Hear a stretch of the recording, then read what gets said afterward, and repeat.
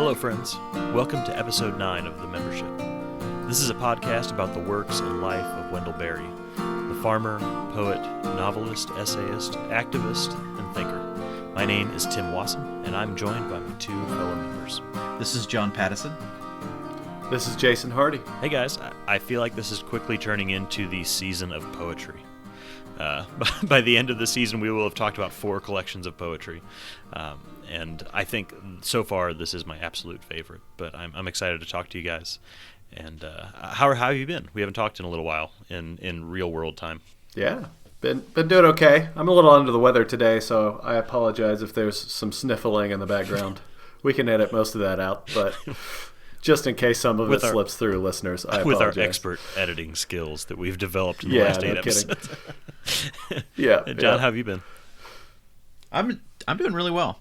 I thought it was funny, Tim, that both you and I, and both of us have young kids, that it was both of us experienced the real life that comes before a podcast recording today. Yeah. And I made a little joke on Twitter because we're going to be talking about the poem, The Piece of Wild Things today, that for me at least, as I listen to my 4-year-old throw a temper tantrum in the background in the other room, that before The Piece of Wild Things is the actual wild things that is real life happening in the other room. And I, on my end, have actually a related story about the peace side of things. Is that, with like you have like 2 little kids under 5, in my case, running around the house.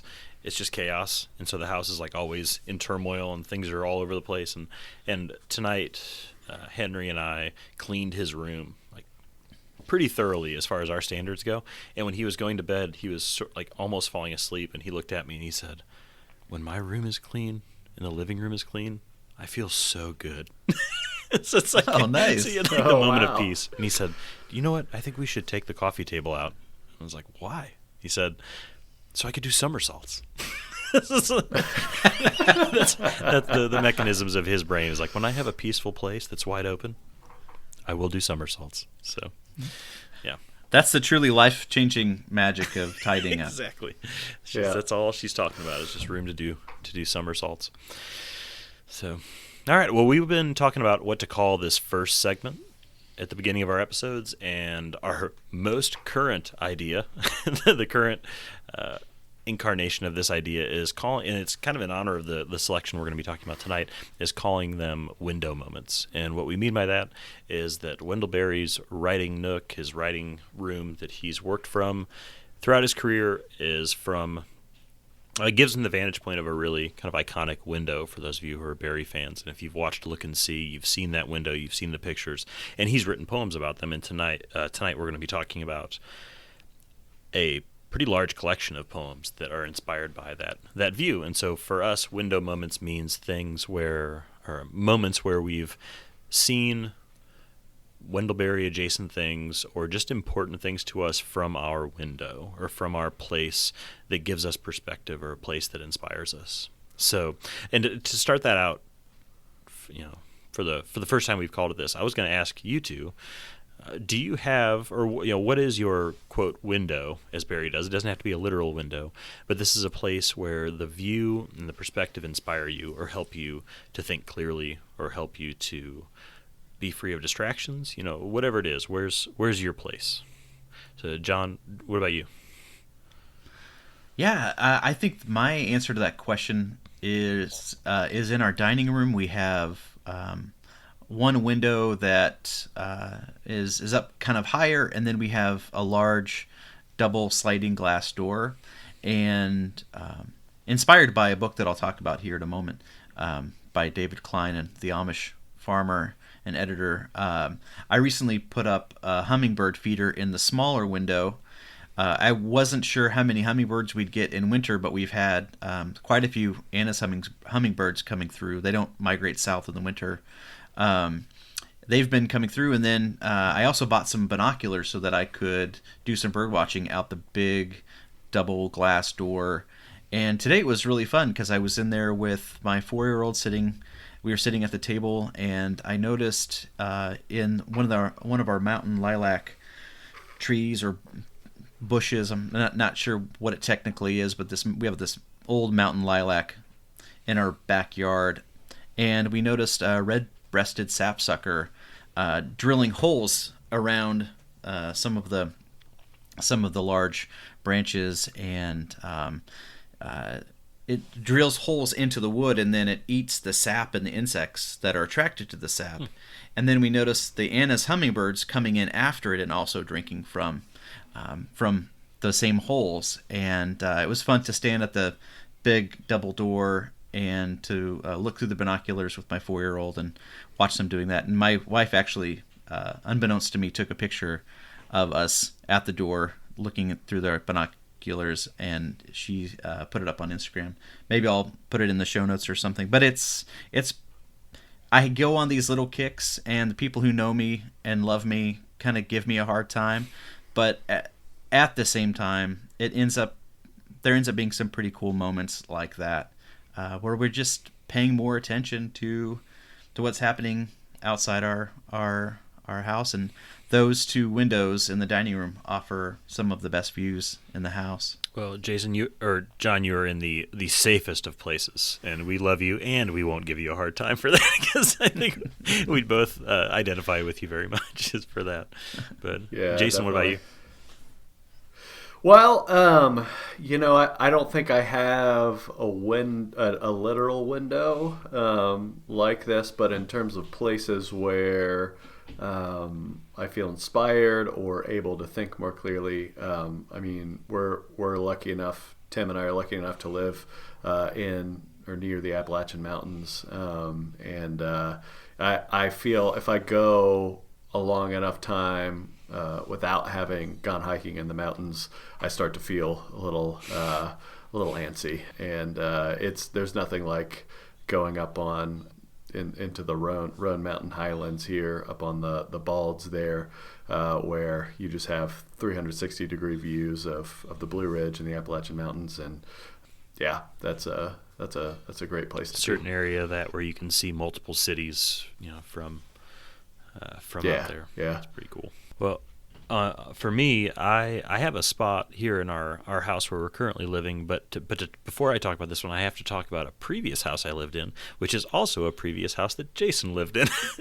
That's right. When I moved out of my last house, Jason and his wife Laura moved into it after we left, because we were trying to encourage a friend to go in, because we had the best landlords on the face of the earth. They were the greatest people, and it was such a good setup. But at that house, one very distinct thing about that house is that there were no trees on your land. Like on the land where we lived, there were no trees anywhere.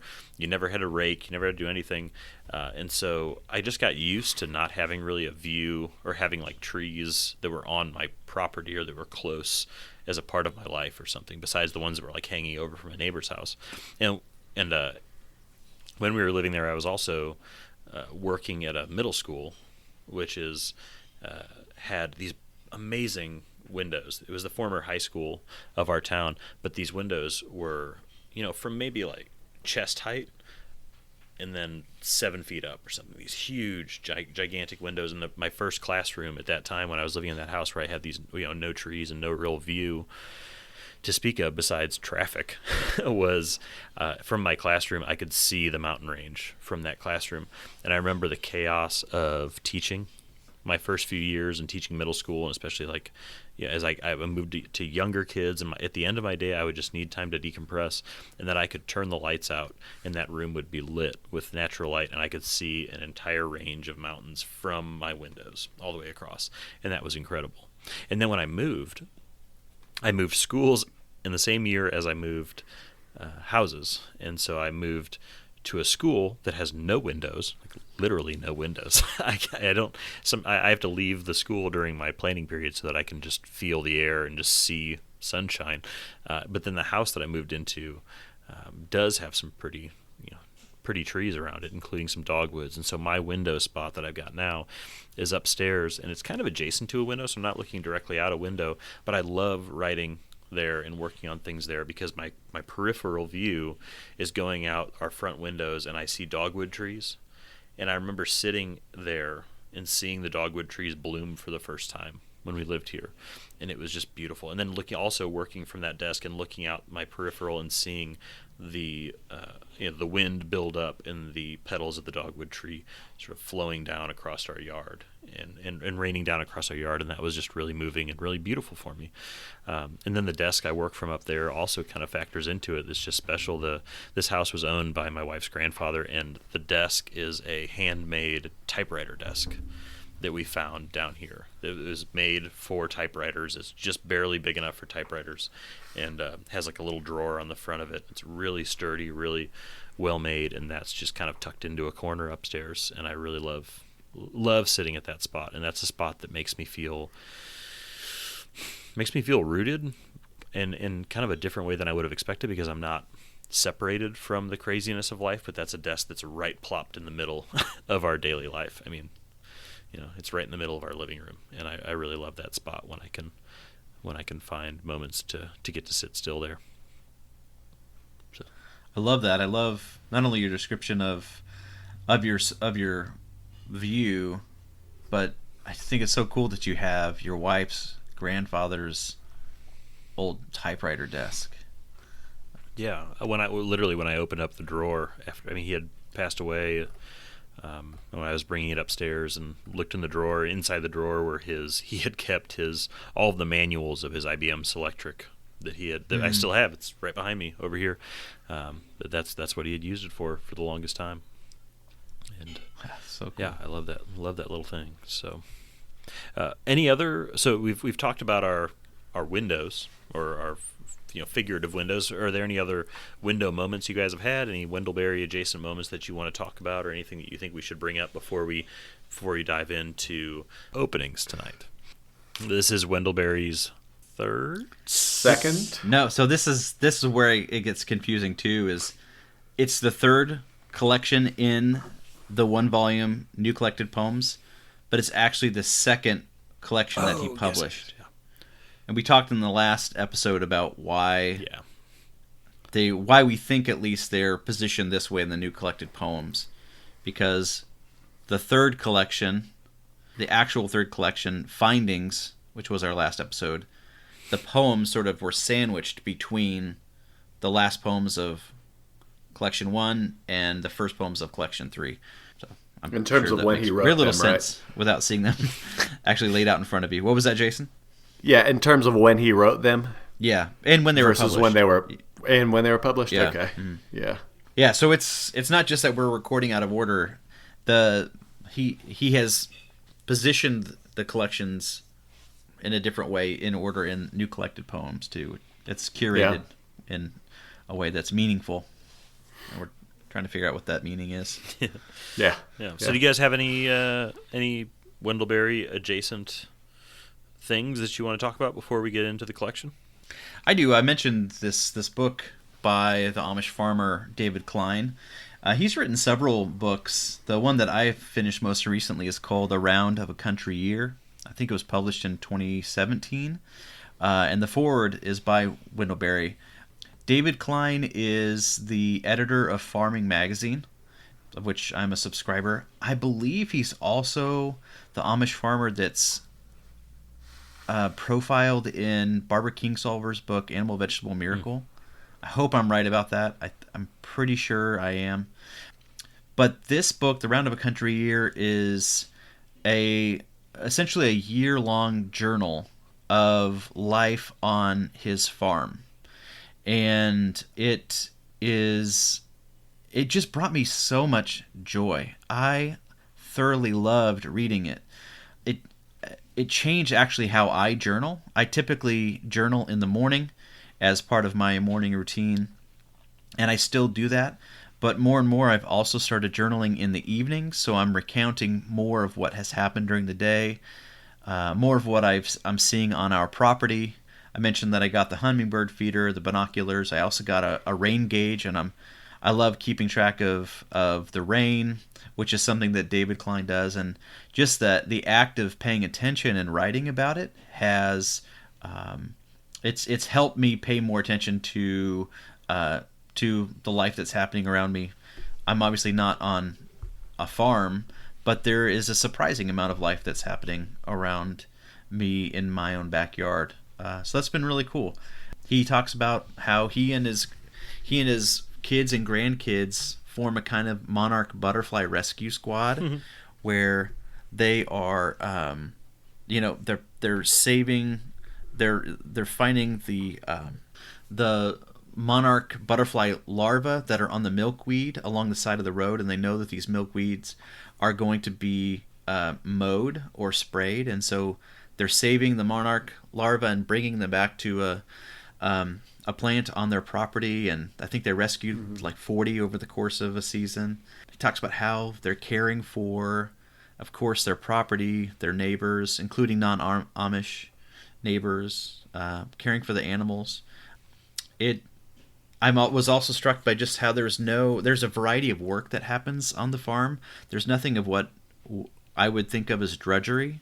I'm sure there are things he doesn't particularly enjoy doing, but the scale of his life and of his farm is such that there is just a lot of variety to what he's doing, and if there's a task he doesn't maybe like doing, it's not going to last for that long. And usually each day includes 2 or 3 different types of work. They're constantly visiting neighbors, and man, I just loved it. I already have plans to read his other 3 books. I have Great Possessions and another book coming from the library. But boy, I sure recommend it. I'd love to actually interview him for the podcast someday. Yeah, that sounds fantastic. I would definitely love to read that. So it was like kind of giving me chills as you're describing that. Just 'cause, I mean, I'm at a point in my adult life where those are a lot of the things that I'm kind of longing for and longing to figure out how to fit into my life. So I'd love to read that. And have I told you guys my butterfly story on the podcast yet? Because this is what this brought up, which is much less noble and wonderful than yours, but we were trying. Okay, we were trying. So like, my daughter loves butterflies, and on her birthday this year, we're like, you know what?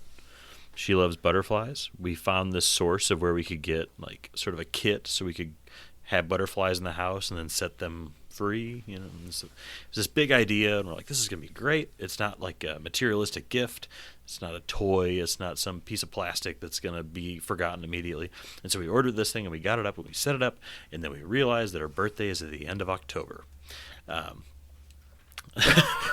which means that not a whole lot of butterfly activity. Which means that the butterflies will hatch, will come out of emerge from their cocoons, and then we are ordered that we should set them free at that point, because they're going to get stifled in this place, in this little container that we have, and they can't just stay in there forever. And we can't feed them the things they need or whatever. And so release time lands about mid-November. So, which is not exactly ideal weather to release butterflies out of our house. And so we got to this point where the butterflies were like not doing well in this container, and we're like, well, we have to just let them loose so that the kids will stop. We don't want the kids to see them die, in our houses. We had to like set them loose on the back porch because we didn't really have any option, and they basically just like flew out of the container and then fell into our yard. Oh, it was so sad. No. It was so sad, and I felt like a horrible human being. I was like, I felt so bad. And then like a month later, it was like right around Christmas, I opened up the door to our porch, and the wind blew in a few butterfly wings into our kitchen. So there's the failed version of what that fellow's talking about right there. I just thought I would share that story because that is one we will tell in our family for a while, I'm sure. A couple days after finishing the Roundup a Country Year, I saw an article in the New York Times that said that the California monarch butterfly population dropped 86% in 1 year. Whoa! Wow! And there are a variety of possible causes that they're pointing to, but one is the disappearance of these milkweeds from roadsides because they're being sprayed, they're being cut, and so what they're telling folks, at least along the west coast, is if you want to help monarch butterflies, plant milkweed. Yeah. My wife Laura has definitely planted some milkweed in our yard for that purpose. Cool. What about you guys? Any window moments?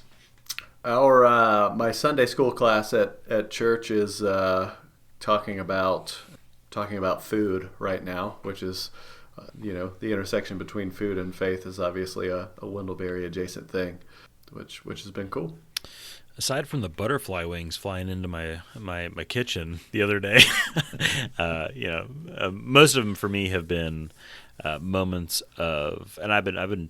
This is not like a specific thing to mention, but I have been working hard recently to figure out how to simplify our living arrangements, or like the way we run our days and the way we live and the way we engage. Because I've certainly, and I'm very, very guilty of this, but just thinking about those moments where I walk through the house and kids are watching a show. My wife and I are, my wife's looking at her phone on something and I'm listening to a podcast in my headphones. I've had a few of those moments in the last couple of months where I've just thought, this is not working. Like what would Wendell do kind of moment where I was like, this just doesn't seem to be sustainable for a long period of time. And so my wife and I have talked a lot about how to remedy those things and how to just, and not in like an extreme kind of militant way, but just to take a step back and realize what we're doing with our time, and like as far as like stewardship of our time and of our place, where we've been trying to spend our evenings thinking in a way that's more about how do we take care of this place and how do we take care of each other better. And that's just something that we just need to have been doing more often. So it's not a specific thing, but that's something that's been on my mind. That's very Wendellberry inspired for sure. We're living in an urban setting, roughly urban setting here. So, but yeah, that's me. Yeah, sounds good. Well, let's get into the collection. Let's talk about openings. So this collection was originally published in 1968. It is a heck of a collection. I am so excited to talk about this. I think, if anybody listening who's read it, you already know this, but if you're listening to this before you read the collection, thinking about 1968, this is right in the throes of Vietnam. And Vietnam and the drama that goes along with it is very present throughout this collection of poems. It's very present, the sort of anger and chaos that comes with Vietnam, but also he very sagely or expertly offsets that with poems that deal with peace and deal with how we are surrounded by moments of peace or things that are peaceful no matter what humans screw up and no matter what humans mess with along the lines. And that was very moving for me. And I will say right off the bat that this was the first time I think that I had read this collection start to finish over the course of preparing for this episode. And I will admit that I'm not a huge, I don't read a ton of poetry. I read probably more than the average person, but this became, over the course of preparing for this episode, my favorite standalone collection of poems that I've ever read. I think it is absolutely wonderful. And we've talked a lot about Sabbath poems on this podcast, as far as the importance of the Sabbath poems. And I'm looking forward to get back to the Sabbath poems. But right now, I can't imagine something really lighting me up this much as this collection. And I think we'll get into over the course of this podcast why that is, which is a book of poems that was written within the context of Vietnam feels very, very, very important right now, which we're not in the midst of war. 51 years later. But yeah, exactly. We're not in the midst of war, but we are in the midst of a time where the sentiments that he's bringing up in these poems feels very, very familiar. So, when we will get into that. So I thought the way we would set up this episode and this conversation is to first go through some highlights, and so we can just kind of take turns. We'll go through each of us bringing up a poem, and we'll rotate as far as we can go. As far as with the time that we have. But then at the end, kind of the main event of this conversation will be a discussion of a section of this collection, which is called the window poems. which has been alluded to already. So the window poems is a collection towards the end of openings where Wendell Berry is, almost going into mini memoir mode as he's writing these poems about things that he's experienced from the viewpoint of his window. So, but let's go over our highlights. Let's talk about some of the poems that have stuck out to each of us. We each picked a few, and we'll see how many we can get through. And Jason, would you mind starting us out by picking maybe the one that stands out to you the most? Yeah, I think the one that stands out to me the most is The Sycamore. Yeah. And this is a poem where Wendell Berry is, he's looking out of his window, and he sees a sycamore tree that you get the feeling that it's an old sycamore tree, that it's had fences nailed to it. He can see places where it's, sort of suffered injuries over the time, but has healed over them. And I'll just read the end of the poem. It is a fact, sublime, mystical, and unassailable. In all the country there is no other like it. I recognize in it being the sycamore, a principle, an indwelling, the same as itself, and greater, that I would be ruled by. I see that it stands in its place and feeds upon it, and is fed upon, and is native and maker. So what I see Barry doing here is sort of contemplating this tree and trying to learn from it in a time when human beings are destroying each other and the world, and turning away from the doings of human beings and contemplating this tree, and trying to learn how human beings apparently aren't capable of living at peace with one another, but this tree is capable of living at peace with its surroundings, and trying to learn from it. So that was really moving for me. Yeah, I feel like that sycamore tree might be like the main character of this collection in some ways. Yeah, it comes back up several times. It comes back an awful lot, and it's a pretty powerful image, and it's one that I have thought about a lot as well. But John, what were your thoughts about that? The presence of the sycamore imagery. I think that you're right. I hadn't thought about it as kind of the main character of the collection, but I think that's a good way of putting it. It does come up in several poems, and very prominently in the window poems that we'll talk about later. I also thought that I also noted that it was dedicated to Harriet Caudill, who wrote "Night Comes to the Cumberlands," which Wendell Berry talks about quite a lot. The subtitle of that book was called "A Biography of a Depressed Era." A biography of a depressed area, and it had come out like 6 years before this collection, but it is a book that Wendell Berry references again and again as if not a model, as a book that is being written with some of the same hopes and in the same spirit in which Wendell Berry is writing. I have a tendency to maybe get into some of the weeds with these poems when they're either inspired by or written to or written in memoriam for someone, and I try to find what the connections may be. Yeah, for sure. I understand that completely, and the thing that stuck out to me the most with this poem, and I was thinking about this right around the turn of the year when we were coming into 2019. I tweeted a quote of this. I'm gonna read this quote from that poem where it says, "It has gathered all accidents into its purpose. It has become the intention and radiance of its dark fate. It is a fact, sublime, mystical, and unassailable." And my takeaway from that is that at that time I was thinking about New Year's resolutions or New Year's intentions, like what am I going to do this year? And it struck me because I was preparing for this episode that this year I want to be more like that sycamore tree.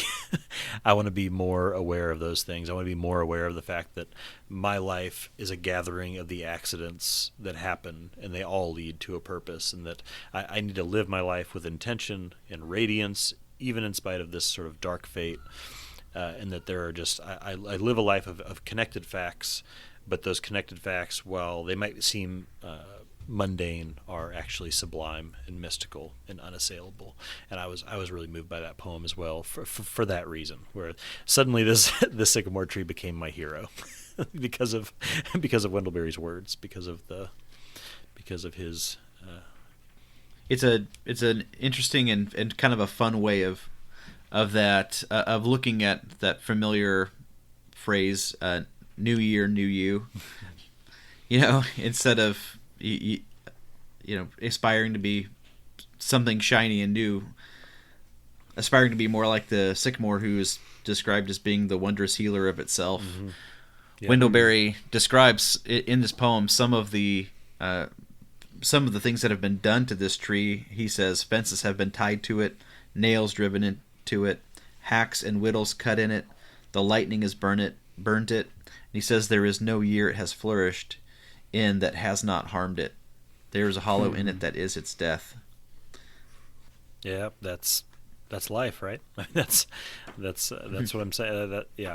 I love that. I absolutely love that, and that also brings to mind and I have a suspicion, and this is partly because of who I am and where I'm coming from and what I've read and what I've experienced, but I have a feeling this is going to come up a lot. But I think of that notion from Thomas Merton, this idea that life is a process of becoming who you are. And I feel like Wendell Berry is very much on that same plane. And this poem reminds me of that. Just that life is a process not of becoming the person that you wish you were, but the life is a process of becoming who you are and who you're really called to be. This notion, in a Christian sense, this makes me think of the notion that we are all called towards sainthood. That sainthood is not something that's just meant for an exclusive bunch of folks who just don't have anything getting in their way, don't have the distractions that prevent the rest of us. That's what life is supposed to look like. And I think this applies to everyone, that life is supposed to be an effort of moving towards a version of yourself that is most true, and also the kindest, gentlest version that you could be. The most thoughtful maybe is even the best word that I could think of at the moment. Well, I'll talk about one. Yeah, this is not my favorite poem. Well, Tim, I think you're going to talk later about my favorite poem in this particular collection, but this poem is one that was one of the first Wendell Berry poems that I really loved, and it's called To a Siberian Woodsman, and then in parentheses, after looking at some pictures in a magazine. Mm-hmm.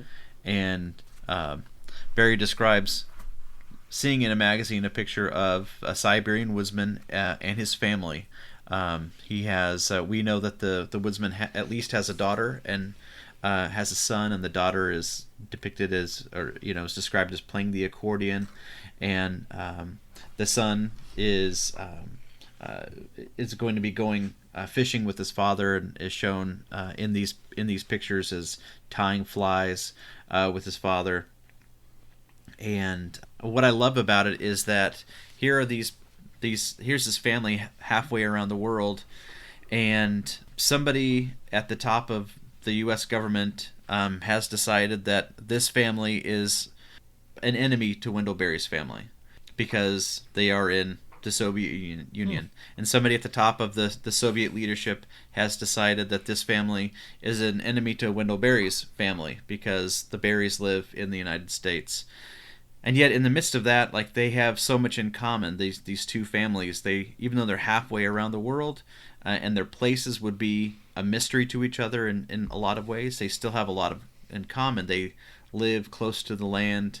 They both have forests nearby and rivers and streams nearby. They both have a daughter and a son, and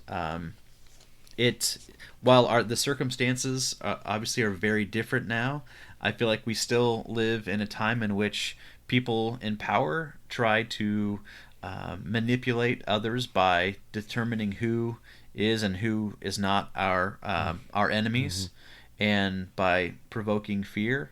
And I think that happens not only on an international scale, but even here domestically. As I feel like as a country, we're being pulled further and further apart. And here in this poem, again, we have the sycamore. He says, Barry writes, I sit in the shade of the trees of the land I was born in. As they are native, I am native, and I hold to this place as carefully as they hold to it. I do not see the national flag flying from the staff of the sycamore, or any decree of the government written on the leaves of the walnut. Nor has the elm bowed before the monuments or sworn the oath of allegiance. They have not declared to whom they stand in welcome. And then the poem ends with this beautiful stanza that I love so much. He writes, There is no government so worthy as your son who fishes with you in silence beside the forest pool, speaking there to the Siberian woodsman. There is no national glory so comely as your daughter, whose hands have learned a music and go their own way on the keys. There is no national glory so comely as my daughter, who dances and sings, and is the brightness of my house. There is no government so worthy as my son who laughs, as he comes up from the path from the river in the evening for joy. What did you guys think of that poem? Yeah, I'm tracking right with you as far. I mean, what you've said about it, how this reflects on today, and this goes right along with the Vietnam talk later. And the one section of it that pops directly into my mind, which you've alluded to this, but it immediately makes me think of how Americans, and as America as a whole, or whether it's media or whoever or whatever group it is, views Muslim countries.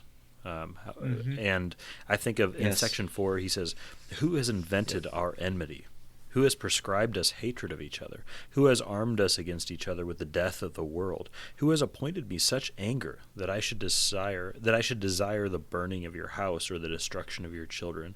Who has appointed such anger to you? Who has set loose the thought that we should oppose each other? So I that's immediately where my mind went as well. And it's probably, I would assume, I don't know any other time besides the one that I'm living in, but I assume that every time in history there's always someone who would fit this bill. Every group of people will always have somebody who falls within that A and B category. Them being the A and B being whoever the person is that their world is telling them they're supposed to despise. What about you, Jason? Yeah, no, I was moved definitely by this poem, and I think it absolutely applies to our situation today. I think it's very fitting of thinking about majority Islamic countries. I sort of wonder if it applies across our political divides, even here within the United States as well. I feel like Republican or Democrat have become really key factors in a lot of people's identity of themselves, and yet, we're all human beings. I just sort of wonder if it could apply in that way as well. Gosh, how could it not? Absolutely, I think you're right. I'm hunting for a quote.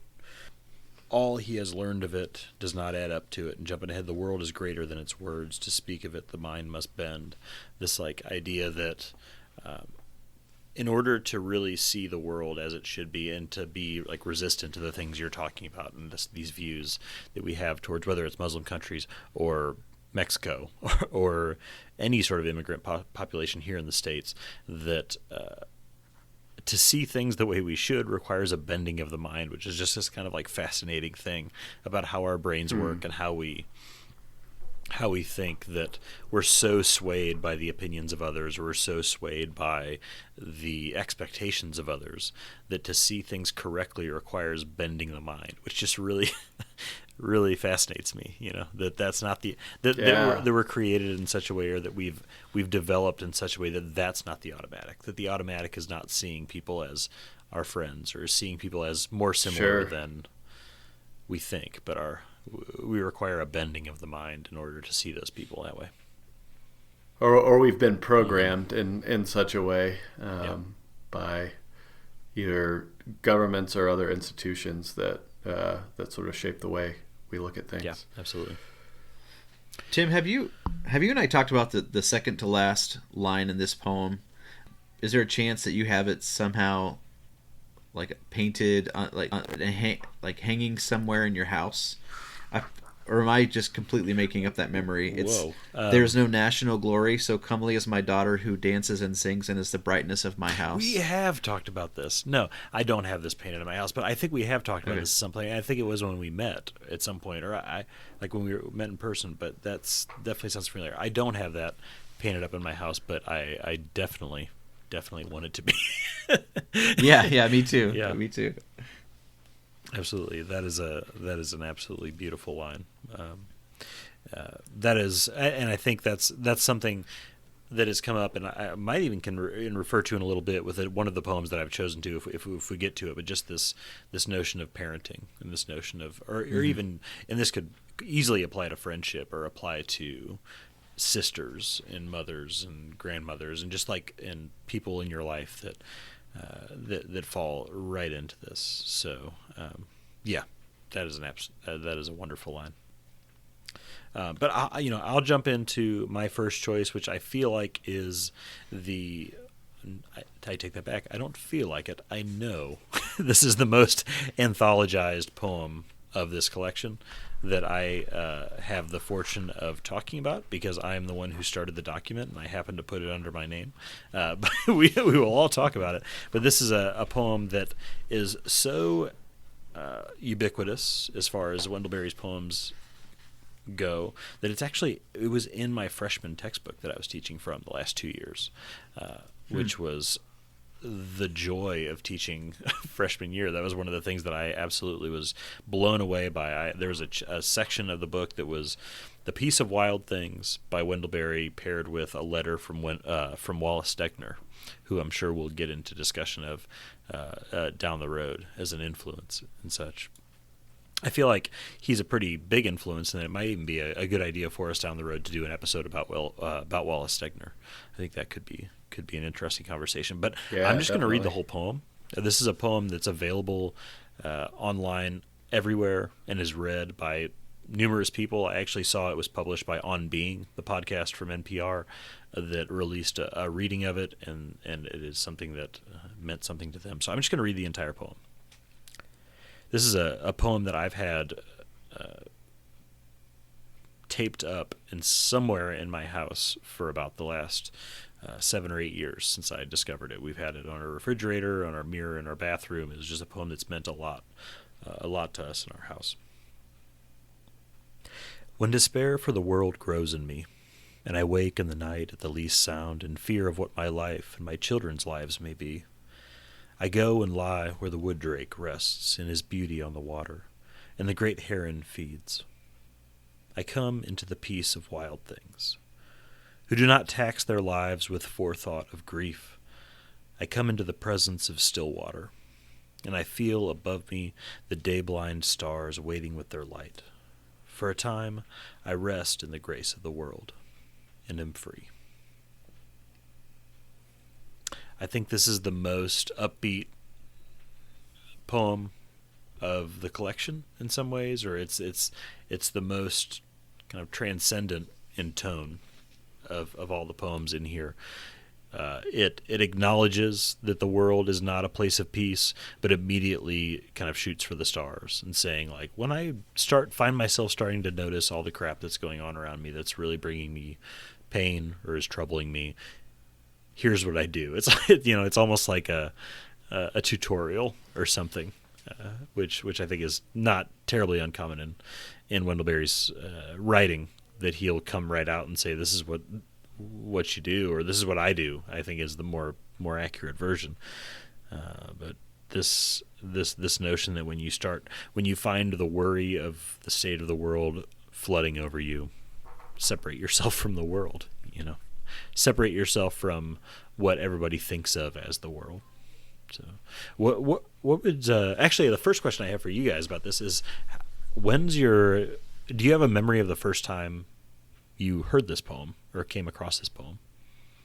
And this could be like a rough thing. You don't have to say like, well, it was January 31st of 2001. And, yeah, I mean, I think I came across it like in an anthology of modern poetry, like one of those Norton anthologies that I had when I was in college, and I remember it from there. And I was certainly moved by it then, but I have to say, reading it now in the context of the rest of the poems in this collection makes it even more moving to me, because it's sort of nestled in the middle of some really angsty poems dealing with some really terrifying realities of the time, with the Vietnam War going on, and Wendell Berry sort of wondering what the lives of his children are going to be like when they grow up.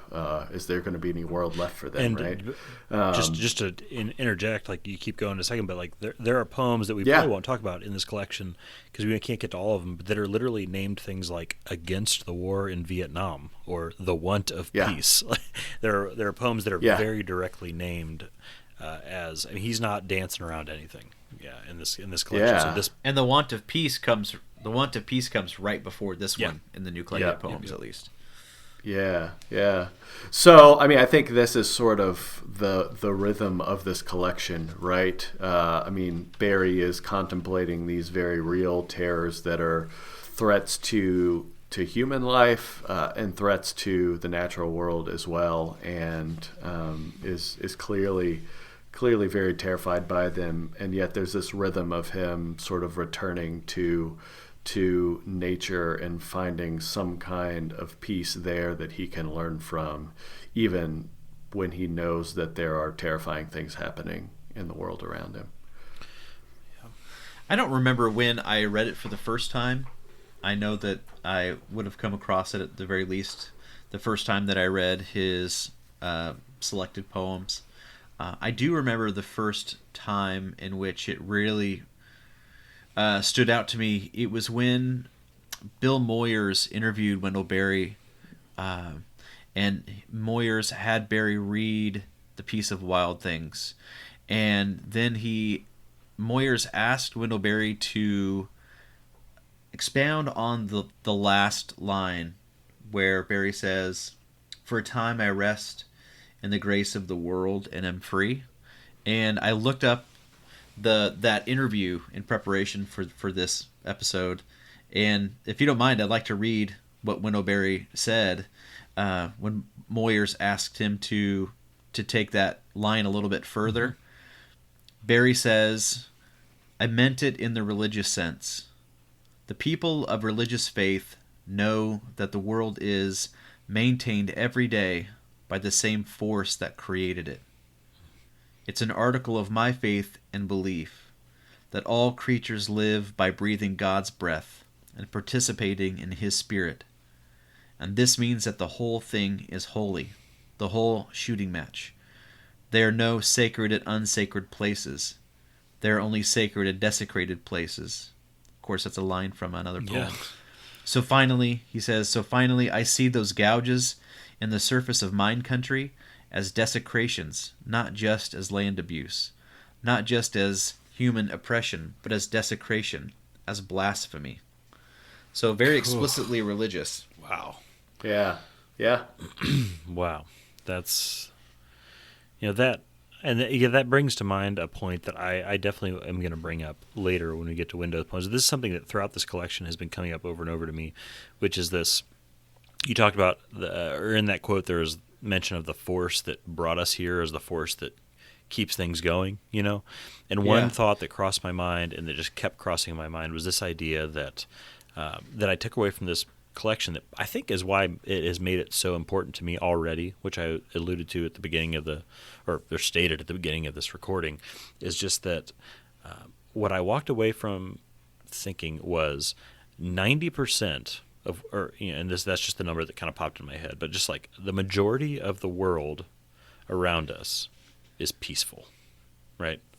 that the majority of the world around us is peaceful, whether it's the trees out in your front yard, or it's the mountains nearby, or it's the rivers that are flowing through, and that all of the problems of the world are kind of sucked in or sucked in by maybe 10-15% of it is what it feels like, that we have just so monumentally screwed up in a lot of ways that 10-15% that are probably profitable for someone, and that's what all of our attention goes to. And so I feel like Wendell Berry is telling us and is opening our eyes with this poem to the idea that there is so much of this world that is still ready for you to just take 10 steps to the left and be at peace. Yeah. Or just put your phone away, or just or turn the TV off, or do whatever it is that, like, we all, every single person, and I'm speaking, in America, the angst that he's referring to, that we're kind of feeling now, that there are days where I am feeling crazy, and that if I just stepped out in my backyard and looked up into this gigantic tree that's growing in my backyard and just stopped for a second, that I'd feel better.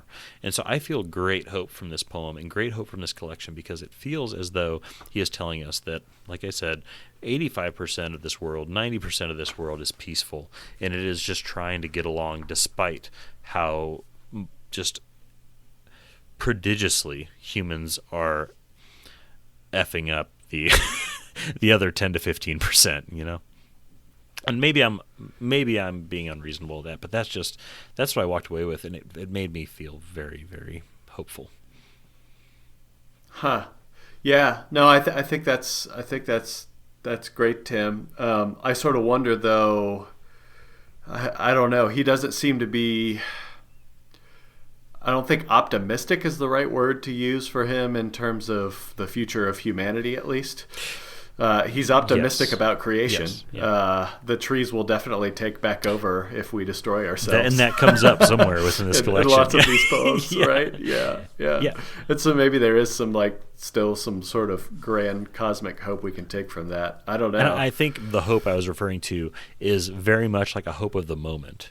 Like I'm thinking of anyone who is in a tough, like if I'm in a tough place, that what I can do to connect myself to the earth, or to clear my mind, or just get myself to cleanse the palate, so to speak, or whatever, is not as far off as it might feel like, is what I'm saying. That, like, it's almost like geographically 90% of the world is peaceful, and 10% of it is just like us freaking out at each other, So you're absolutely right. And I didn't, maybe I was not explaining myself clearly, but I definitely felt with what I was explaining, it was like within the moment that the hope I was feeling is just hope that I can find relief, within the moment of feeling stressed or feeling overwhelmed by the things that the world is throwing at me, that relief is available nearby through creation, through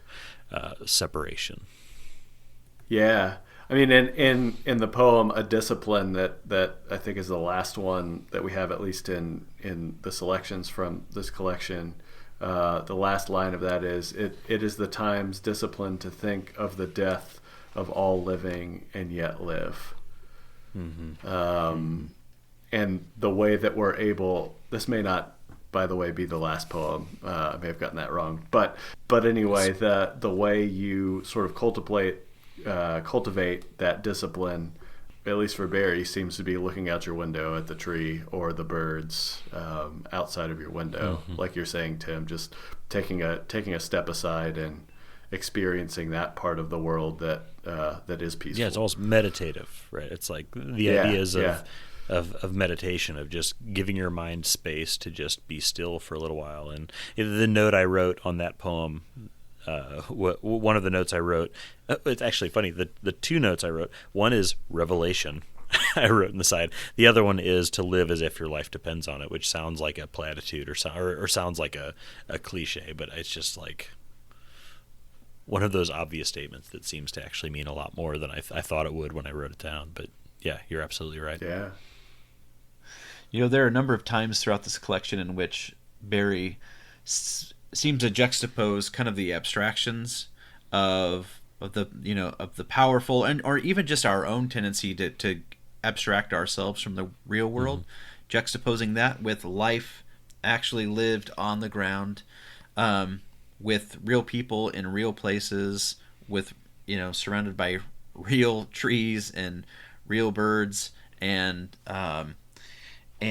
he he seems to be saying that if we have any chance of salvation at all, as a race, it's going to be to unabstract ourselves and to go outside, and to, like, we can't be fully human if we've abstracted ourselves from the rest of the natural world.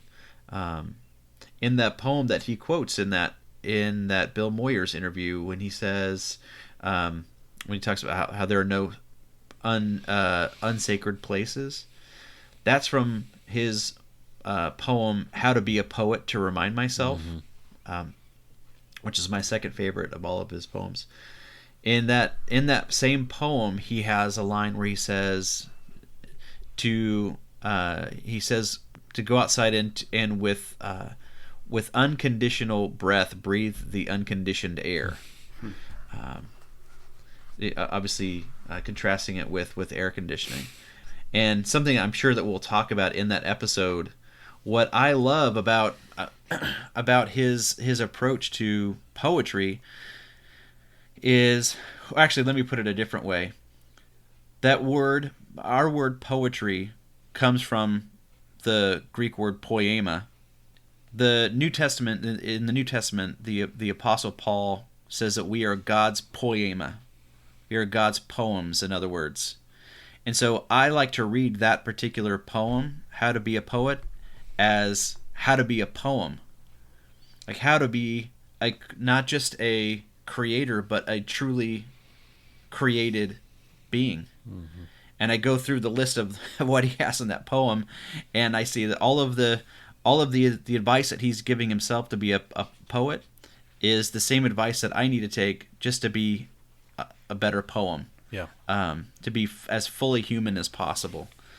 A very simple mental connection to that, but just that really makes me think of is that we just got my son a T-shirt, and I forget the name of the company that makes this, and I'll try to link it in the show notes if I can find it.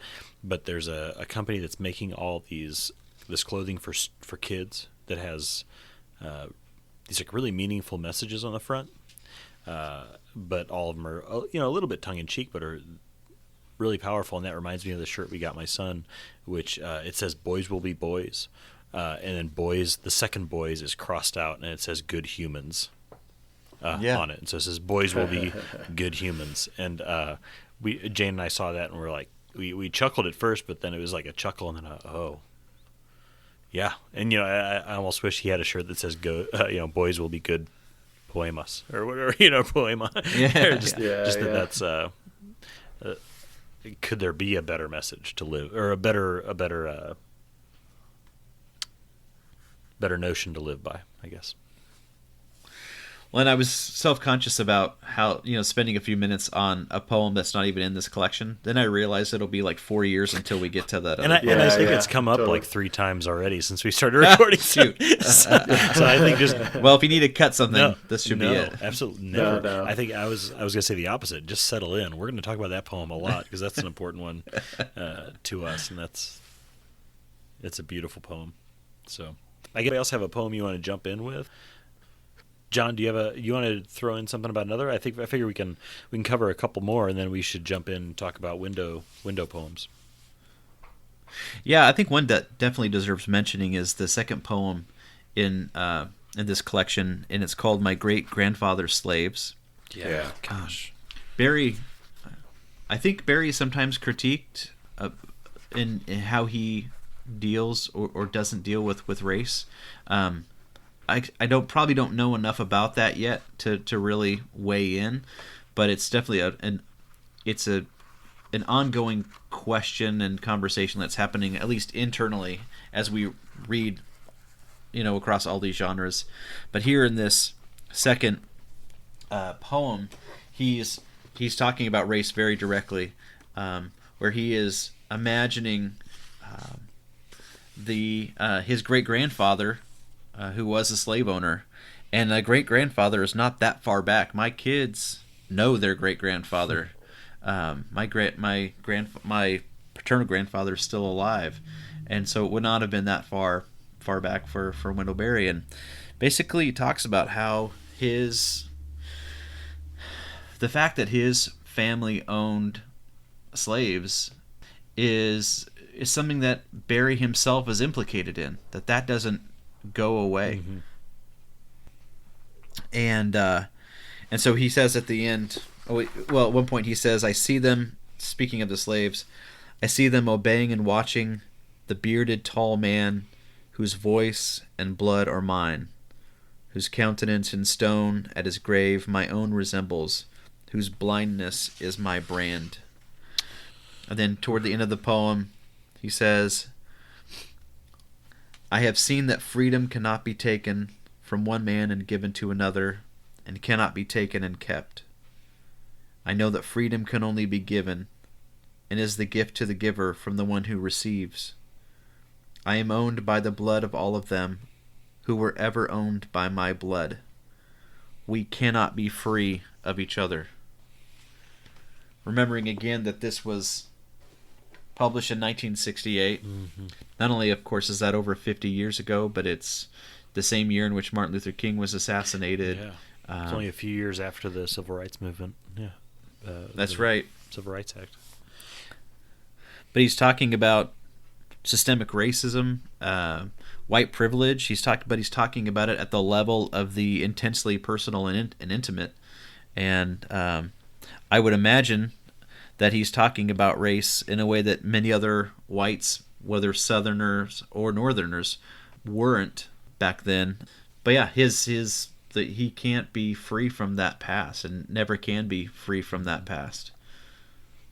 I was really taken by that when you read towards the end of the poem, one of those stanzas. I was taken by it because I, as a teacher of American Lit, that's the 11th grade, that's what I teach, we talk a lot about like what's the American identity, like what does it mean to be an American and stuff like that. And you know, because of the media landscape we lived in, because of just kind of the platitudes that surround us all the time, kids will always say that America means freedom, right? Means being free.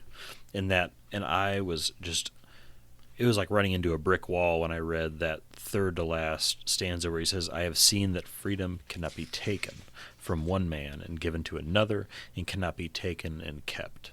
And that was a line that I immediately thought to myself, this needs to be seen. Like, I need to tell my students about this. I need them to see this idea, because that is absolutely true. Nothing is as simple as like, well, we're just free. We're here because we're free. It's like, yeah, well, why are we free? And what went into that? And that no matter what you think, and no matter what you say right now after I say this, you are forever connected to a greater story than just what's happened in your Snapchat feed or your Snapchat story or whatever, you know, like, or that your story is infinite, and you have to acknowledge that. And it struck me that that's something I felt I needed to share, and needed to think of myself, you know, needed to pay attention to. Yeah, we're all implicated, whether our family owns slaves or not. Like, we're all implicated in that past. Yeah. I mean, what do you guys make of that second to last stanza there? I know that freedom can only be given and is the gift to the giver from the one who receives. I have to be honest that stanza almost meant nothing to me in some ways, or that it kind of tripped me up in a way where I was like, I don't really know exactly what you're saying here. So that's what I'll throw in right off the bat. That I know that freedom can only be given because I'm so absorbed in the ideas of, you know, like the language of the Declaration of Independence. That freedom is a truth that is self-evident in some ways, that it's just kind of obvious, that we all kind of start with. So when he says that freedom is something that can be given, my mind immediately goes to the idea that it's something that happens to be given because of how people tend to run the world, but that actually it's something that we should have automatically. We shouldn't have to have it given to us. Right. Yeah. I mean, and is the gift to the giver from the one who receives, I don't know. I mean, it's wrong to call, the Emancipation Proclamation as a gift to the slaves, because it wasn't. Right. It was something they already, like you're saying, they had. You're welcome. Or they should have. There was exactly. Exactly. That would have been absurd. But a gift to the giver from the one who receives.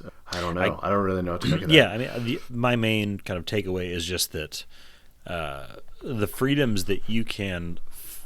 We should all be pushing ourselves to the point where we should be allowing freedoms to other people, or we should be giving freedoms to other people. And that one point of view you can have in that sort of exchange is that it's like the more you put in, the more you get out kind of attitude is what pops into my head. That like if you are acknowledging that others should have the freedoms that you have, then you will be rewarded by that or something, or that you will be better off for you will be better off for right. been granting that to others. Well, or if you are recognizing that you are deciding to give someone freedom, you might be recognizing that you have withheld freedom in some way because of your place of privilege. I don't know. That is 100% more well put than what I just said. I don't know about that. But I don't know. Coming to reckon with that, and hopefully someday to heal from that as well. I don't know. Maybe that's something that he's getting at, or something that he's wrestling. I don't with. get the impression that he thinks that freedom is even possible anmore're. Because if you go earlier in there, he's saying it's almost like he's describing a haunting. If the spirits of former slaves like haunt his land, haunt the house in which he was born, haunt his memory, and he says, I see them born, shadow within shadow, shroud within shroud, through all nights, from their lives to mine, long beyond reparation, or given liberty, or any straightness. So maybe freedom was possible at one point, but it's not possible. But we're long past that, and we have to live with this haunting. Yeah. And then that, which I think strengthens what he says at the end when he says, "I am owned by the blood of all of them. Yeah. Whoever were owned by my blood, we cannot be free of each other." Yeah. And this is just part of the inescapable brokenness of our country. Yeah. That's very well put, John. I think that's absolutely. That I had kind of like a oh snap moment, like or like an aha moment. I mean, just as you're saying that's very well put. This idea that that freedom is not something that we can really. That's not really a word we should be able to throw around at this point, as far because of how entrenched we are in the problems that we've created for ourselves, and that freedom is absolutely a gift, and whether it's being given to us or given to somebody else, it's never just that simple, which is definitely the rhetoric of our nation, is that freedom is just this given that everybody has. And so it's like everybody starts from the perspective of, I have freedoms, so now I'm going to do this, whereas it should really be some form of the reverse, right? Or some form of like, let me recognize the ways in which my life is tied to other people's lives. Yes, yeah, through time, through time, and just the circumstances that have sort of built up over time, and the just really the random stuff that happens to have happened. Like the stuff that our country has gotten ourselves into and gotten ourselves out of, and figured out that. It's never as simple as just like, well, that's a freedom I have, so therefore I'm just going to interpret that carte blanche and just say I can do anything I want that is in any way related to this freedom that I'm supposed to have, because it's never that simple. We're far too connected to one another to be that simple-minded. Well, hey, I'll bring up another one that's kind of that's connected to that, which is a poem that really moved me. It's a simple poem. It's a short poem that I'd love to bring up before we move on to the window poems, but is a poem called "To My Children, Fearing for Them." And it's a short poem, but it is evergreen. It's a poem that feels as true today as it probably ever will to infinity. But just in the poem, he says, "Terrors are to come. The earth is poisoned with narrow lives," and I love that phrase. That phrase of narrow lives of narrow focus. Terrors are to come. The earth is poisoned with narrow lives. I think of you. What you will live through or perish by eats at my heart. What have I done? I need better answers than there are to the pain of coming to see what was done in blindness, loving what I cannot save. Nor, your eyes turning toward me, can I wish your lives unmade, though the pain of them is on me.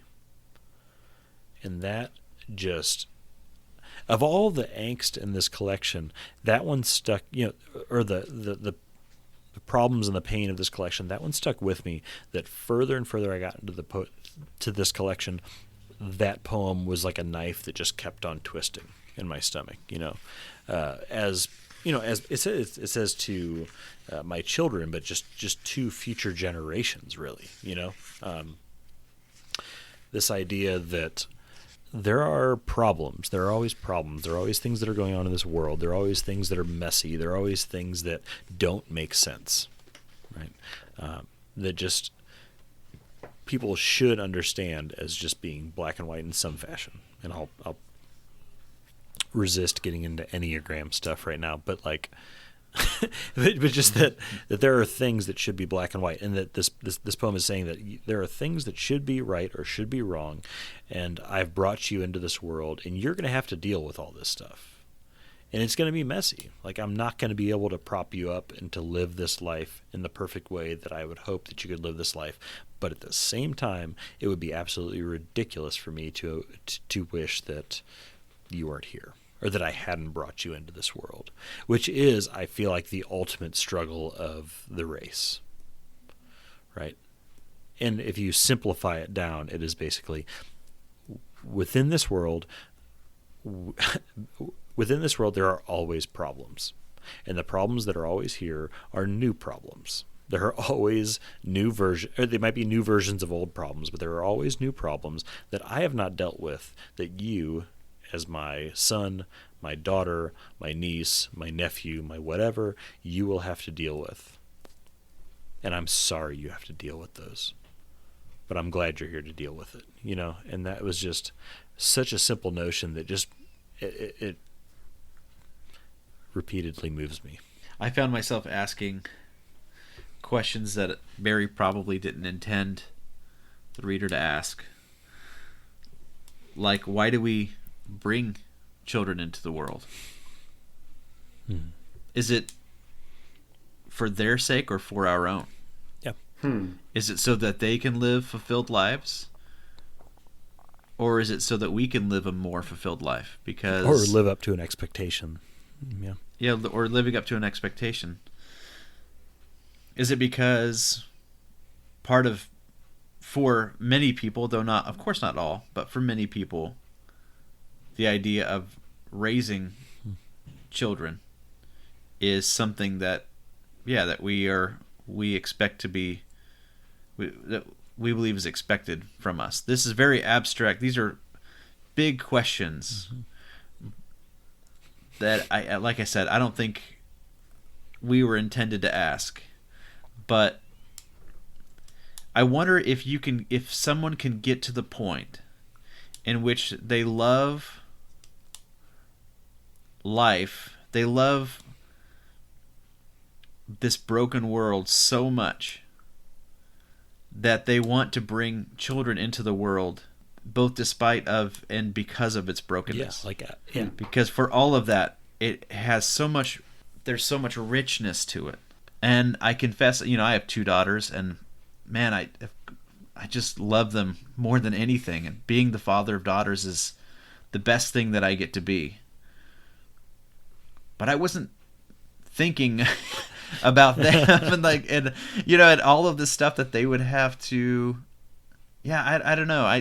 I probably didn't think enough about them when we were making decisions to have kids. It's out of a subconscious need and a subconscious hope. It's like parenting always rises out of that. The subconscious need for someone to love you, for somebody to care for, somebody who, and a subconscious hope for somebody who might be able to figure things out better than we will, or a subconscious hope for somebody who won't be so bogged down in all the crap that we have to wade through all the time. That's good poetry right there. I don't think it matters what questions you're intended to ask. If it makes you ask those kind of questions, it's a good poem, I think. Amen, brother. Yeah, good point. Amen. And it's also, gosh, then as you say that, it's the perfect example of one of those poems it's like, I'm going to write a poem about the worries I have having kids, and I'm going to write the most simple, like the simplest poem I could possibly write. Like, it is just, I'm not going to hide anything. And this is one of the problems I ran into with the Broken Ground collection. And I talked about when we talked about that collection, I said they were very poemy, or they were very like poemish, that it seemed like things were obscured intentionally. And I think I had said something about them being like poems written by a grad student or something, they were, but these are poems where he's starting to click into that just clarity of, I have something to say, and I'm going to say it. And it's stupid for me to put anything in between you understanding this poem and you not understanding this poem. Yeah. And this is a perfect example of that. Yep, and I would agree with you that this is, of the 3 collections we've read so far, this is far and away my favorite, probably for the reason that you just said. Well, our conversation about openings was going so well that we actually went twice as long as we had expected. So we decided to split this up into 2 episodes. We thank you so much for listening to the first part of this conversation, and the next one will be with you very soon, probably next week. All of Wendell Berry's poems are published by Counterpoint Press, and we are a proud member of the Rabbit Room Podcast Network. So please go to their website and check out some of the other great podcasts offered by Rabbit Room. And until next week, thank you for listening. We'll talk to you soon.